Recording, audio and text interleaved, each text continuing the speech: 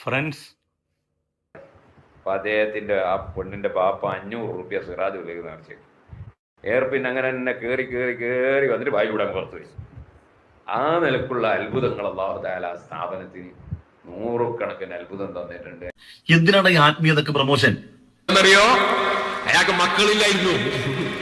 അപ്പൊ നേർത്തിയാക്കി മക്കൾ ഉണ്ടായി. എന്നിട്ട് സ്വർണം തരാൻ വന്നതാ സിറാജുലുദ്ദീനിലേക്ക്. അയാളെയും സ്വർണ്ണമാണ് എനിക്ക്.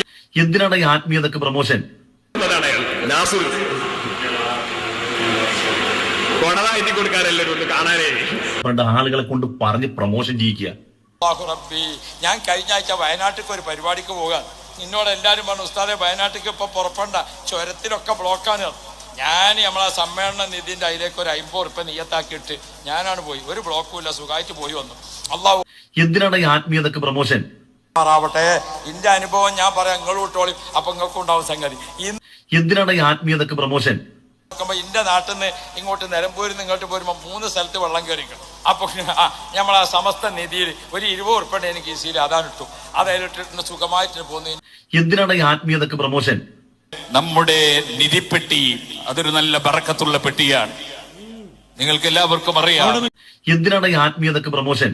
മഹത്തായ സംഘടനയുടെ പ്രവർത്തനത്തിനു വേണ്ടി സ്ഥാപിക്കപ്പെട്ട പെട്ടി വലിയ ബറക്കത്തുള്ള പെട്ടിയാണ് എന്ന് പറയേണ്ടതില്ല.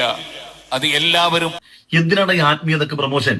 പണ്ട് ആളുകളെ കൊണ്ട് പറഞ്ഞ് പ്രൊമോഷൻ ചെയ്യിക്കുക. ഇതിന്റെയൊക്കെ പിന്നാലെ പോയി എൻ്റെ പൊന്നാര കൽബുകളെ ആഹാരം കളയരുത്. എന്തെങ്കിലുമൊക്കെ ആകട്ടെ, ജീവിക്കാൻ വേണ്ടി മനുഷ്യർ ചെയ്യുന്ന ഓരോ തന്ത്രപ്പാട്